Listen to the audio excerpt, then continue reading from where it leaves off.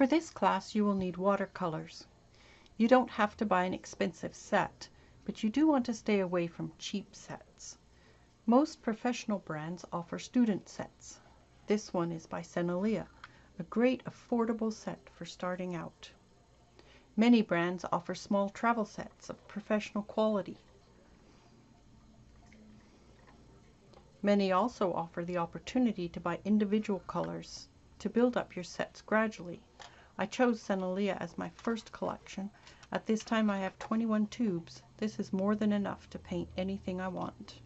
Remember, you only really need the 3 basics: a red, a yellow, and a blue. You will also need a palette. It's a good idea to use a palette. You get more control over the amount of water and pigment that you pick up with your brush. Palettes could be anything. I got these ones here at Goodwill, and I'm always picking up more of these. This is something that you can get at a hobby store. They're very inexpensive. And this one costs a little more, but I love it.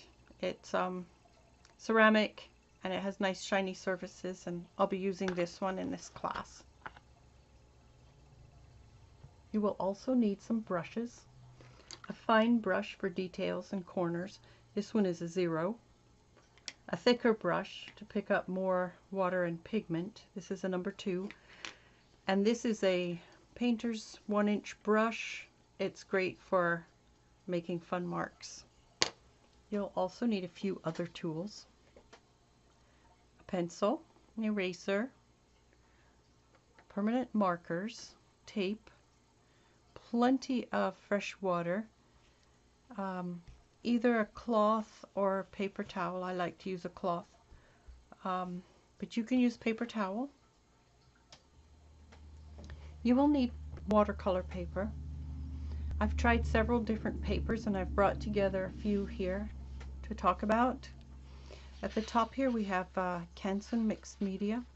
It is fairly thin, and I like to use it for sketching and color matching.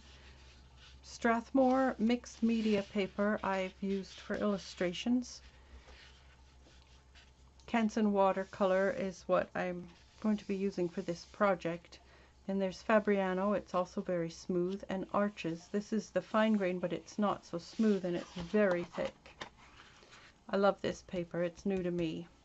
Please don't use watercolor paper made for children. It can be terribly disappointing.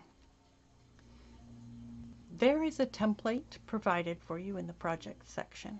Feel free to use it. So now that we've gone over all the supplies, let's get started. See you in the next lesson.